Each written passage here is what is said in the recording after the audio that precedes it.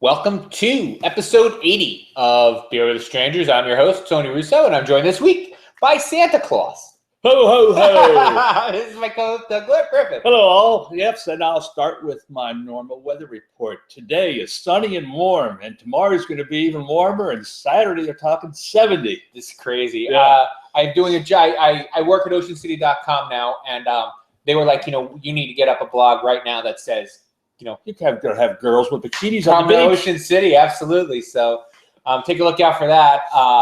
Couple things I want to say before I get started. My book is finished, and that's why writing about Tony is stress-free today. Almost compared to what stress-free. he was last Thursday. Yeah, last Thursday was really. Was I here? Did we cancel last Thursday? No, you were here, and you had a couple beers before you left, and you said you were going to be ready for at least 3 days, probably 4. I really did. I was telling Doug when I got here, I had a little bit of a nervous breakdown when it was over, like the stress and the cold, because I finished writing outside because I wanted to have a cigar. So how many chapters did you have? 6. Okay, and you chapters. had one finished when you left here last Correct. I Thursday. wrote about 20-ish thousand words, 25,000 But you tell me you do write well under pressure. So This was too much pressure. I really don't. My wife was furious with me. She's like, last time you did it in 2 weeks and you said never again. I didn't think you meant never again. Next time I'm going to do it in 4 days.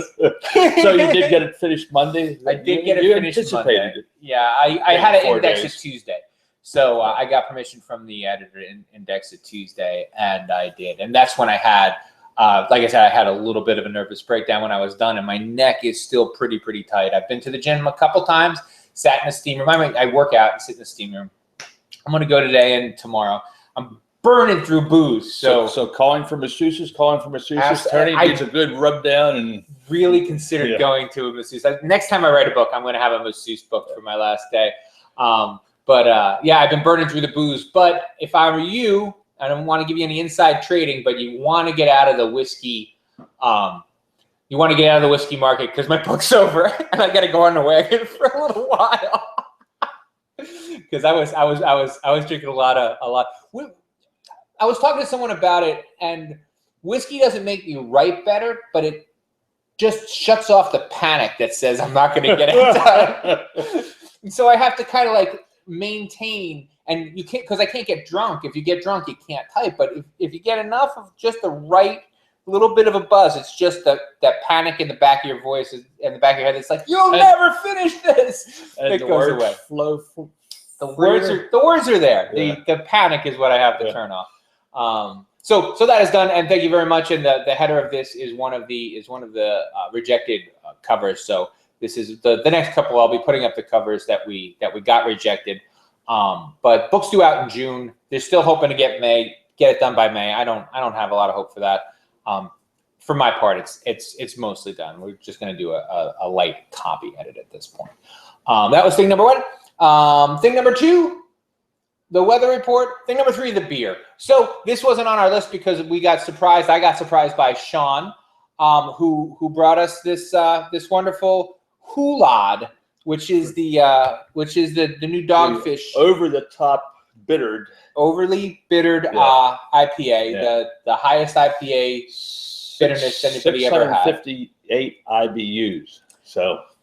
And what Sean was saying is that, as he understands it, you can't taste anything over 100, but the other 68 just make it stay longer. So No, 568 make it stay longer. oh, geez, that's right. What did I say? 58. Yeah, so it's not 168. It's 568. 600. 658, isn't it? 658.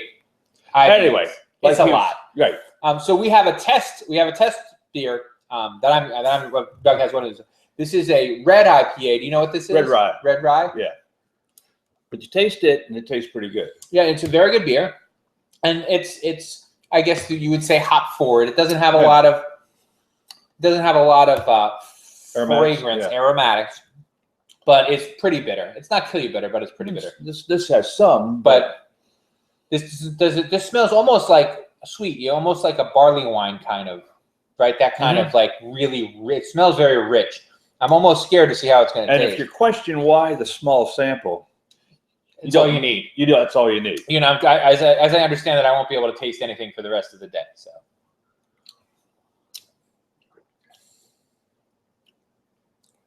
You know what this is like? It's out. It gets bitterer as you. It does. I had this yesterday. I got to admit, I had it before you did, but I wanted you to have a taste. Fortunately, Sean got some, so yeah, I can offer you a taste. It's really just. It reminds you almost of coffee. It's that kind of like bottom of the. Taste again. All right.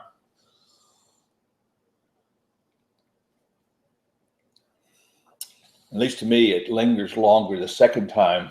It takes longer to come on the second time. Like you get your. Takes longer to go. Yeah.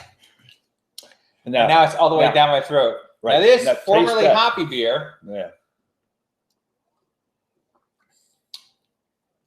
I can, you know what? You get the malt out of this, right?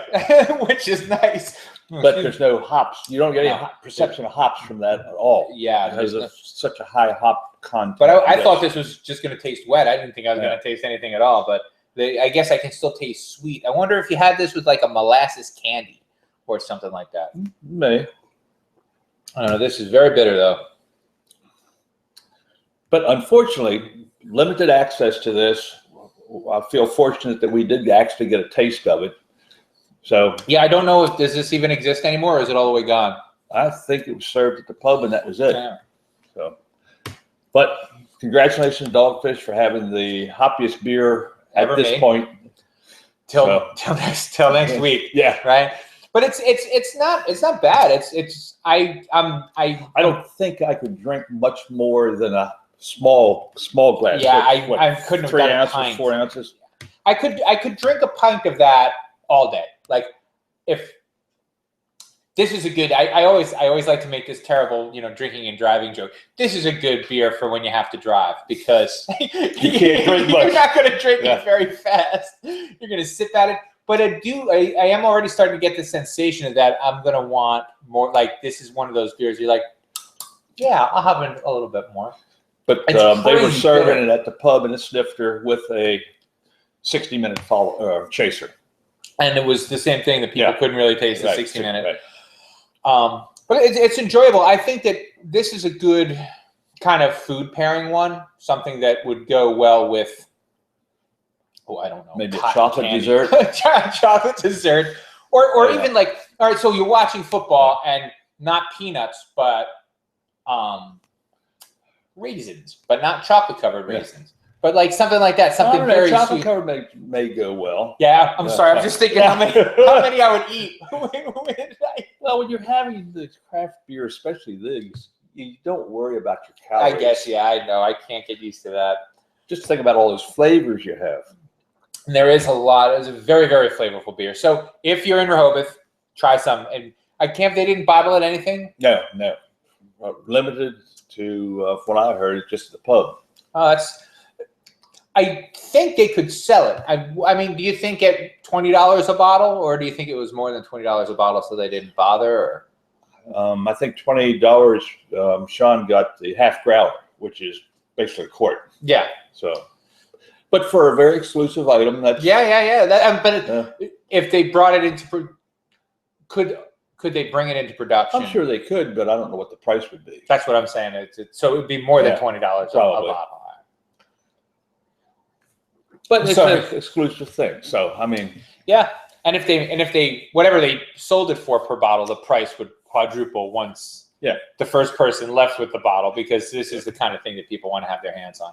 But I would love to see now. Do you think could you reproduce this? Is this something you could? No, because from what I understood, they were used a very high alpha acid hop, and it was CO2 extracted. So I'm not sure what the process was, but they did some extra processing to get that. Yeah, it's not something. So it's not something you can do in your home by just having enough hops And they had it tested, so it is actually right. The IBUs that they stated. Now hop oil, I guess. If you can get hop oil, but I don't know. Maybe. It seems like something that people would probably like to try, like. And this is actually kind of bringing us into our first story that homebrewers like to mess around with stuff. Oh, sure. The story we have posted is about somebody who made a cozy koozie for their mash tun. Right. And why would they do that? Well, it's always an issue trying to keep your mash at a constant temperature. You try to maintain a specific temperature, generally somewhere between 150 and 158 for doing your mash, the conversion of starches into sugars. And our solution is, which we sell, are coolers. They're like square. Well, you got the square ones. We got the round igloos, the 10-gallon size that we buy.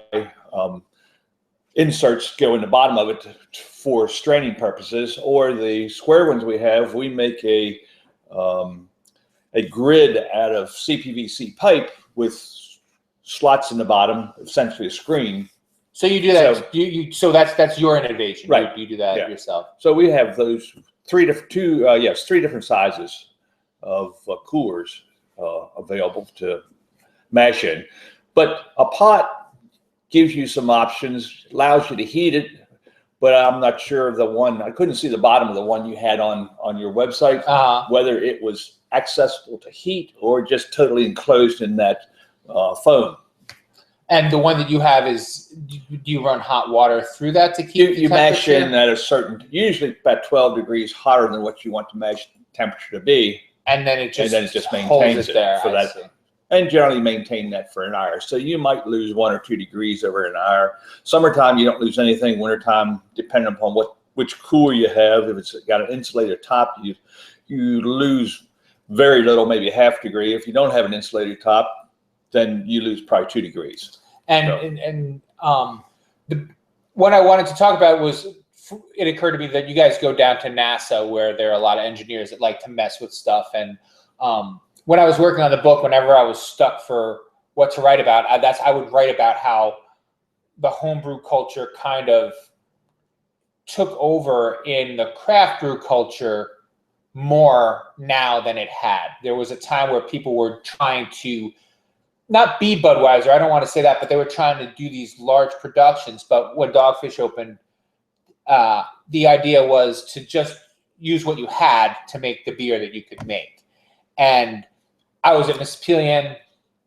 I was at all of them. I was at all the breweries, and they're still doing the same thing. They're like, okay, even when they buy a brew house, even when they buy a big brew house, they still have to do this problem-solving thing. Well, and they generally, most places, ones I know of, have some kind of a test system, a smaller version, half barrel or 1 barrel size brewing system to do their pilot brewing on, so that you're not doing 10 or 15 barrels of a beer that doesn't work out. Well, that was a great thing. A great quote from Al Stewart of Stewart's, because he not only wasn't he a home brewer, he didn't have a pilot system, so he experimented 7 barrels at a time when he first opened. And he's like, that's a horrible idea. But like making things like, so you made the, go ahead. If it turns out well, it's great. But if it turns out bad, you get 7 barrels of not too good beer. 200 gallons of change, right?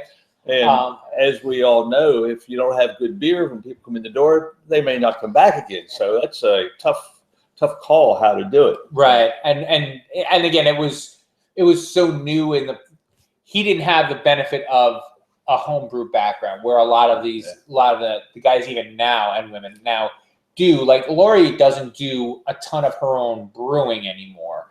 She'll get in and do the work, but she has a brewer, but she needs to be able to know what's going on and also to solve problems, which is kind of. I will tell you, when she was a home brewer with us, and she would do the same brew many times, probably 5 or 6, she'd tweak it and she'd get it to where she wanted. So she knew what little nuances of adjusting batches, recipes that she had to do, or were required sometimes to get it to exactly where you want. And I know John, who is now the brewer for her, had issues with brewing system here versus what he had done at Iron Hill. But it takes time to, get it to where you want. It's I think a lot of brewers are fortunate. They come into a organization and they've got somebody ahead of them who can explain, show you how it's running. Right. Oh, Which simplifies things. But he came in to a new brewing system. Evolution had left, and they came in with their own recipe. So it took a while, a couple months, or I guess about 4 months, to really get things to where they were tasting pretty good. It's not they were bad beer; it just wasn't. They weren't getting what the they greatest wanted. one, right? Well, one of the things one of the analogies I like to use is it's almost like tuning an instrument, but like a stringless bass where you just have to keep tweaking with it until it's making things the way that until what you do gets what you expect. That was the other thing. The early Peter Austin systems didn't have any marks on them or anything. So you would just turn the gauge and then you just like scratch into it. Like, this is where it goes. And he said temperature control was just a nightmare when he first started for that reason, because he didn't know. They made one of the early ice beers when they completely froze a lager because they had the temperature set wrong. But what I wanted to talk about was this idea of making your own things, like the copper coolers, for example. A lot of guys will go ahead and make their own. Wort chillers by copper coolers, wort. It's only been 2 years. Eventually, I'll learn some of the words. So what? Well, I try to make sure that absolutely the brewing community that follows us understands what we're talking about. Yeah, they don't know my weird. I'm not correcting you. I'm just giving you please correct. purposeful terms like this. Yeah, I have to go back now and take copper cooler out of the book and put wort chiller back. So the other thing that we wanted to talk about was, like, what are some of the cool things that you've made? Like, I didn't know you made the coolers. The coolers, yeah. So what are? It depends. A lot of it is innovative by what you see your needs to be. So, right.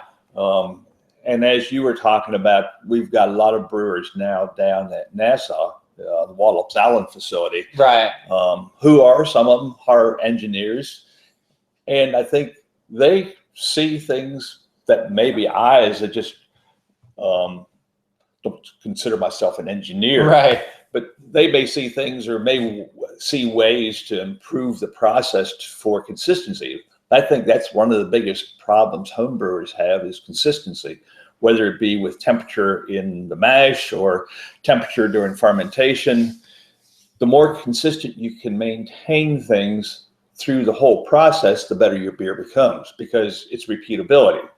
What you make today and you try to make the same thing next month, if you don't have the same conditions temperature-wise, both doing mash and fermentation, your results may not be exactly the same. It's not good, not bad, but the more definitely you different. can control temperature, the better off you are.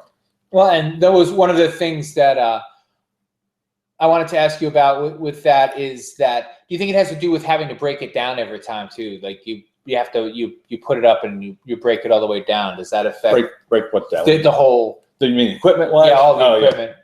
Well, I mean, a lot of guys I know eventually get a 3-tier brewing system.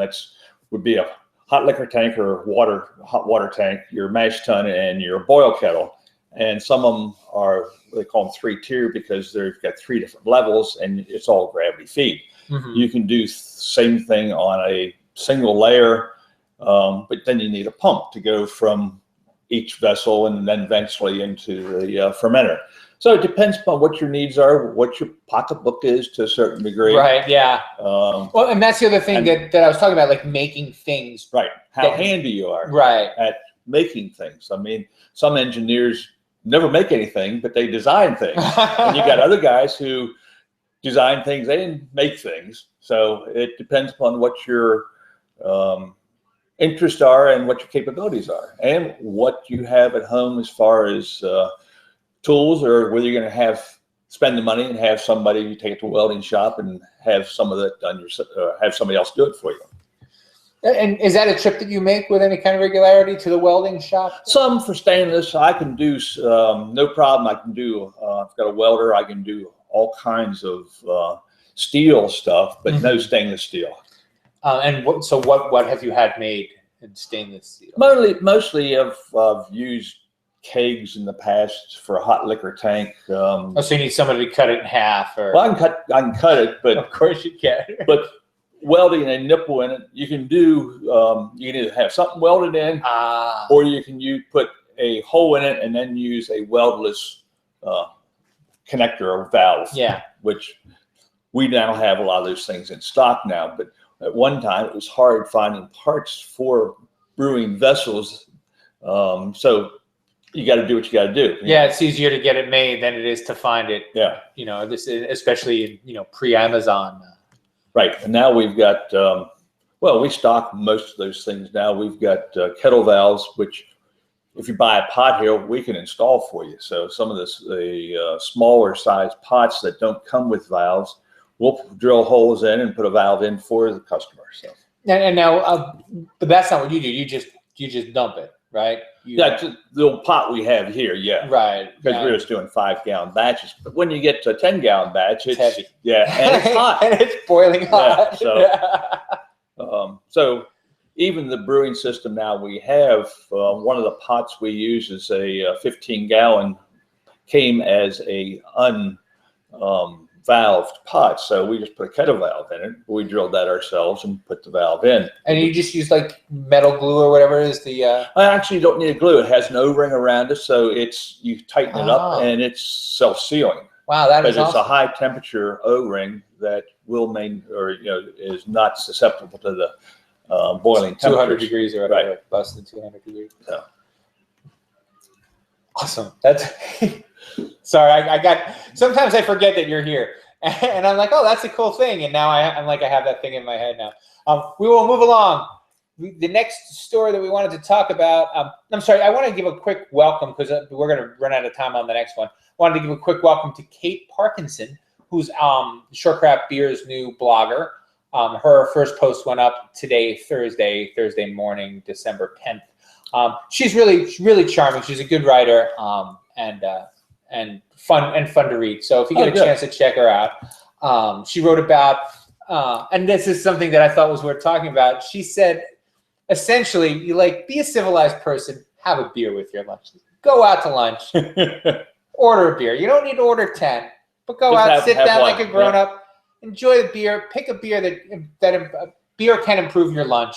And you don't have to, drink all day. Like you can just have a beer at lunch. And that's one thing I found odd, or maybe not odd, but different. We went to Ireland a few years ago, and it seemed like almost everybody has a beer for lunch. Right. But not many people here in the States do. I don't have beer for lunch if I'm at a business lunch and someone else is paying, because I don't want to be the one. When they ask me first, like if they order beer, then I'm having a beer. But if they order an iced tea, I'm like, well, I don't want to be, because I'm already kind of like, the beer drinking all the time guy. So I don't want to be like, I don't want to take advantage. But if I go to lunch by myself, I have a beer. But now you're part of Short Craft Beer, so you should have that beer every day at lunch. On the clock, yeah. I have cottage cheese. What beer goes best with cottage cheese for lunch? Look how red my face is. So that's the other thing with writing the book and all the stress. I put on a couple. I mean, I know I've been saying this for a while, but it's still true. So I'm going to drink this beer and then back on the wagon for a little while. Yeah. But anyway, welcome, Kate. And I think you're doing a great job, and I think everybody will really enjoy her writing. And then last but not least, we wanted to talk about I believe this is last but not least. The InBev? Yeah, the AB InBev. Yeah. So recently, it was reported in the Wall Street Journal, and then that's not the one I read because that was too expensive. So and by too expensive, I mean not free. So we got Mother Jones' spin on it. The AB InBev, who owns Budweiser and most of the other big beers, I guess, at this point, has an incentive program where if you, it has been reported, if you don't carry craft beer, you can get bonuses. Well, the distributors you're talking about. Right. I'm sorry. So the distributors. But they're limited to 2% of gross sales. Right. Through the year to have 2% of craft beers. And then 98% of Budweiser. Uncompetitive. So they want to really promote their stuff, and nobody else in the industry. The incentive can be up to 1.5 million. The number is farther down. We're more like 200,000. It's still a lot. It's a lot of money. And one of the distributors was saying that that he didn't want to. He had to make a decision. He was close enough that if he gave up one of the craft beers, then he'd get this decision. Then he'd get this incentive. So it was something that he felt that he had to do. Well, it's a tough decision. I mean, you got to sell a whole lot of beer of somebody else's besides Budweiser InBev products to make that $200,000 up. But what's interesting, I think, and I actually said this to my brother. My brother, did I tell you my brother's in the beer business now? No. My brother is a sales guy for a brewery up in New Jersey, 902 Brewing. Okay. So that one I'll definitely be able to get my hands on. I'll bring it when I come back next time. I'm probably going up this weekend. Next weekend I'm going up. Oh, no show next week, guys. Congratulations to my other brother Joseph, who will graduate from the police academy on next Thursday, the 16th or whatever. So yeah. Now, which police academy is this? The one on TV. In New Jersey? Yeah, no, in New Jersey. He'll be a cop in our hometown, which is, I don't know. He wanted to be in Las Vegas, but he like busted his knee and washed out. So, but Union Beach, you don't really have to run. It's only 2 miles square. It's a little tiny town, so I guess everyone's safer with him. Anyway, but they self-distribute, and that's where I think the rubber is going to meet the road, if you will, with this. So will, for instance, Ford of Old Dominion won't have a problem. So let's say they're part of it, right. Yeah. So let's say, will Dogfish have a problem getting distributed in Pennsylvania? They could. Well, I've always heard it's a very big decision what distributor you go with, as it can make or break. Yeah, a small brewery and what they sell. But for other craft beers, local craft beers, like distributing locally, a lot of them do self-distribute, which is huge. And I'd be interested to see how this plays out, because the margin that the liquor store gets from selling craft beer has to be more than what they get from selling Budweiser. I would think so, yeah. And so, I mean, Budweiser might be putting money in the distributors' pockets, but will they be taking it out of the liquor store's pockets? Yeah. Or are there going to be more independent distributors not associated with the big breweries who are happy to carry mostly craft beer? Craft beer. Well, it's an interesting. I ran into. I think I told you 2 weeks ago when Dogfish Head did a combination beer with Burley Oak. Right. I ran into Sam at the brewery, and we were talking about this very thing. And one of the things he said was, he got a call from the Wall Street Journal, and they're like, are you buying taps? And he's like, no, we're not buying. You know what?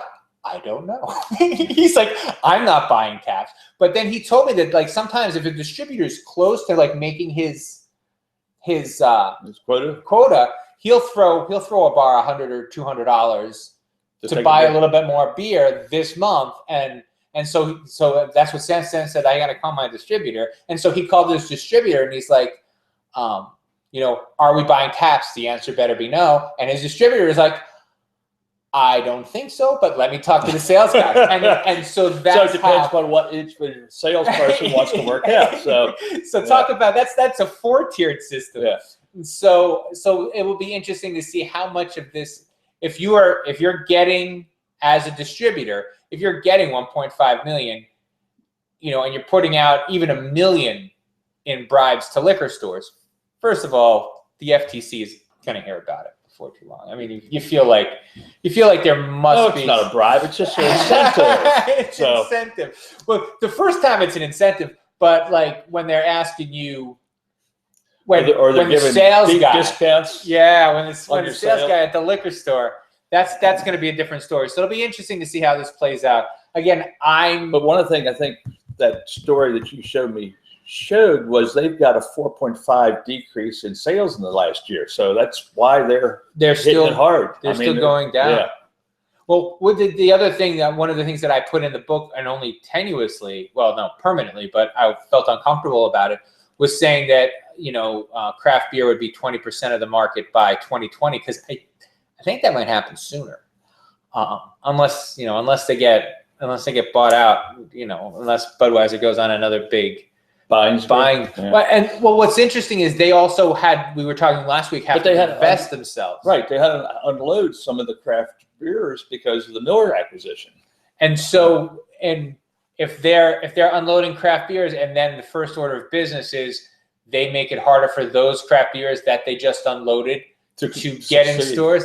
Yeah, there's someone's going to hear about it. And what's interesting is, like Milwaukee, is in Wisconsin, and Wisconsin has the same two senators that everybody else has. They're not as bought and paid for.